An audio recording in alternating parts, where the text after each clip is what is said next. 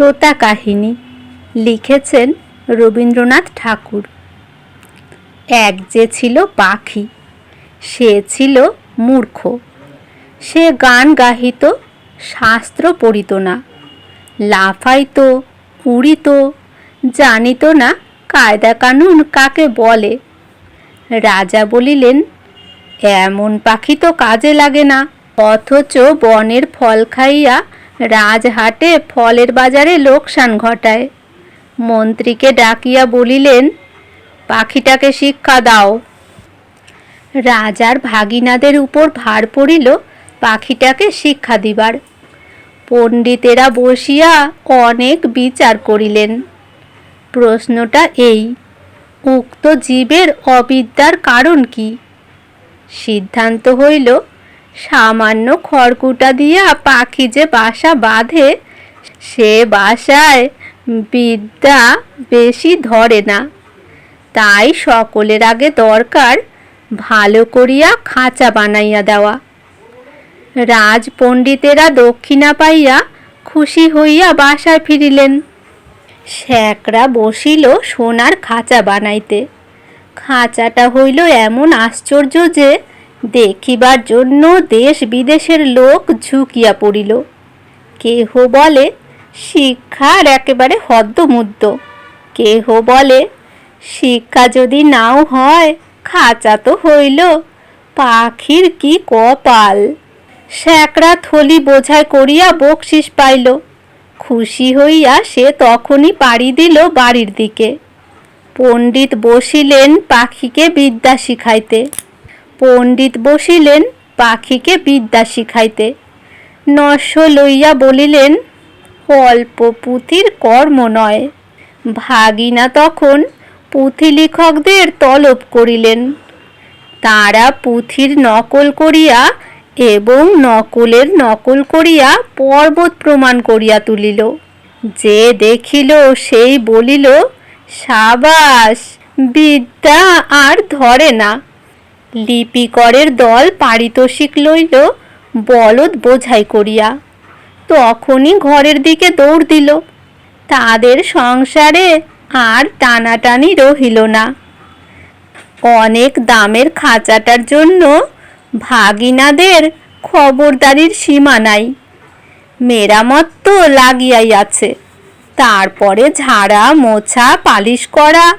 ঘরটা দেখিয়া সকলেই বলিল, উন্নতি হইতেছে। লোক লাগিল বিস্তর, এবং তাদের উপর নজর রাখিবার জন্য লোক লাগিল আরও বিস্তর। তারা মাস মাস মুঠা মুঠা তনখা পাইয়া সিন্ধুক বোঝাই করিল। তারা এবং তাদের মামাতো খুড়তুতো মাস্তুতো ভাইরা খুশি হইয়া কোঠাবালাখানায় গদি পাতিয়া বসিল।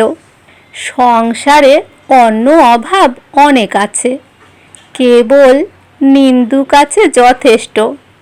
তারা বলিল, খাঁচাটার উন্নতি হইতেছে, কিন্তু পাখিটার খবর কেহ রাখে না। কথাটা রাজার কানে গেল। তিনি ভাগিনাকে ডাকিয়া বলিলেন, ভাগিনা, এ কি কথা শুনি? ভাগিনা বলিল, মহারাজ, সত্য কথা যদি শুনিবেন তবে ডাকুন শ্যাকরাদের, পণ্ডিতদের, লিপিকরদের ডাকুন, যারা মেরামত করে এবং মেরামত তদারক করিয়া বেড়ায়। নিন্দুকগুলো খাইতে পায় না বলিয়াই মন্দ কথা বলে। জবাব শুনিয়া রাজা অবস্থাটা পরিষ্কার বুঝিলেন, আর তখনই ভাগিনার গলায় সোনার হার চড়িল। শিক্ষা যে কি ভয়ঙ্কর তেজে চলিতেছে, রাজার ইচ্ছা হইল স্বয়ং দেখিবেন। একদিন তাই পাত্র মিত্র অমাত্য লইয়া শিক্ষাশালায় তিনি স্বয়ং আসিয়া উপস্থিত। দেউড়ির কাছে অমনি বাজিল শাঁখ, ঘণ্টা, ঢাক, ঢোল, কারা নাকারা, তুরি, ভেরি, দামামা, কাশি, বাঁশি, কাসর, খোল, করতাল, মৃদঙ্গ, জগঝম্প। পণ্ডিতেরা গলা ছাড়িয়া টিকি নাড়িয়া মন্ত্রপাঠে লাগিলেন। মিস্ত্রি, মজুর, শ্যাকরা, লিপিকর, তদারক নবিশ আর মামাতো, পিস্তুত, খুড়তুতো এবং মাস্তুতো ভাই জয়ধ্বনি তুলিল। ভাগিনা বলিল, মহারাজ, কাণ্ডটা দেখিতেছেন? মহারাজ বলিলেন, আশ্চর্য, শব্দ কম নয়। ভাগিনা বলিল, শুধু শব্দ নয়, পিছনে অর্থও কম নাই। রাজা খুশি হইয়া দেউড়ি পার হইয়া যেই হাতিতে উঠিবেন, এমন সময় নিন্দুক ছিল ঝোপের মধ্যে গা ঢাকা দিয়া। সে বলিয়া উঠিল, মহারাজ, পাখিটাকে দেখিয়াছেন কি? রাজার চমক লাগিল। বলিলেন, ওই যা, মনে তো ছিল না, পাখিটাকে দেখা হয় নাই। ফিরিয়া আসিয়া পণ্ডিতকে বলিলেন, পাখিকে তোমরা কেমন শেখাও তার কায়দাটা দেখা চাই।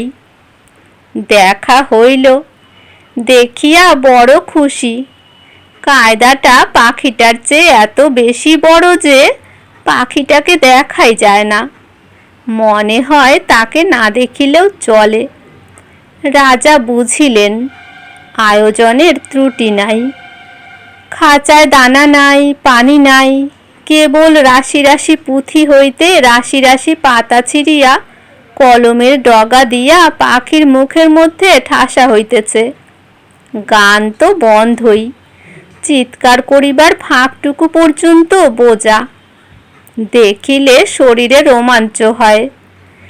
এবারে রাজা হাতিতে চড়িবার সময় কানমলা সর্দারকে বলিয়া দিলেন, নিন্দুকের যেন আচ্ছা করিয়া কান মলিয়া দেওয়া হয়। পাখিটা দিনে দিনে ভদ্র দস্তুর মতো আধমরা হইয়া আসিল।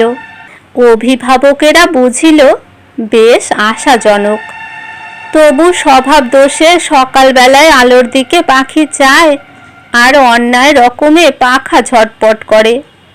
এমনকি একদিন দেখা যায় সে তার রোগা ঠোঁট দিয়া খাঁচার শলা কাটিবার চেষ্টায় আছে। কোতোয়াল বলিল, এ কি বেয়াদবি! তখন শিক্ষা মহালে হাপড় হাতুড়ি আগুন লইয়া কামার আসিয়া হাজির। কি দমাদ্দম পিটানি! লোহার শিকল তৈরি হইল, পাখির ডানাও গেল কাটা। রাজার সম্বন্ধীরা মুখ হাঁড়ি করিয়া মাথা নাড়িয়া বলিল, এ রাজ্যে পাখিদের কেবল যে আক্কেল নাই তা নয়, কৃতজ্ঞতাও নাই। তখন পণ্ডিতেরা এক হাতে কলম এক হাতে সরকি লইয়া এমন কাণ্ড করিল যাকে বলে শিক্ষা। কামারের পসার বাড়িয়া কামারগিন্নির গায়ে সোনাদানা চড়িল এবং কোতোয়ালের হুঁশিয়ারি দেখিয়া রাজা তাকে শিরোপা দিলেন। পাখিটা মরিল, কোন কালে যে কেউ তা ঠাহর করিতে পারে নাই। নিন্দুক লক্ষ্মী ছাড়া রটাইল, পাখি মরিয়াছে। ভাগিনাকে ডাকিয়া রাজা বলিলেন, ভাগিনা, এ কি কথা শুনি? ভাগিনা বলিল, মহারাজ, পাখিটার শিক্ষা পুরা হইয়াছে। রাজা শুধাইলেন, ও কি আর লাফায়? ভাগিনা বলিল, আরে রামো, আর কি ওরে? না। আর কি গান গায়? না। দানা না পাইলে আর কি চেঁচায়? না। রাজা বলিলেন, একবার পাখিটাকে আনো তো দেখি। পাখি আসিল, সঙ্গে কোতোয়াল আসিল, পাইক আসিল, ঘোড়সওয়ার আসিল। রাজা পাখিটাকে টিপিলেন। সে হাঁ করিল না, হুঁ করিল না, কেবল তার পেটের মধ্যে পুঁথির শুকনো পাতা খসখস গজগজ করিতে লাগিল। বাহিরে নববসন্তের দক্ষিণ হাওয়ায় কিশলয়গুলি দীর্ঘ নিঃশ্বাসে মুকুলিত বনের আকাশ আকুল করিয়া দিল।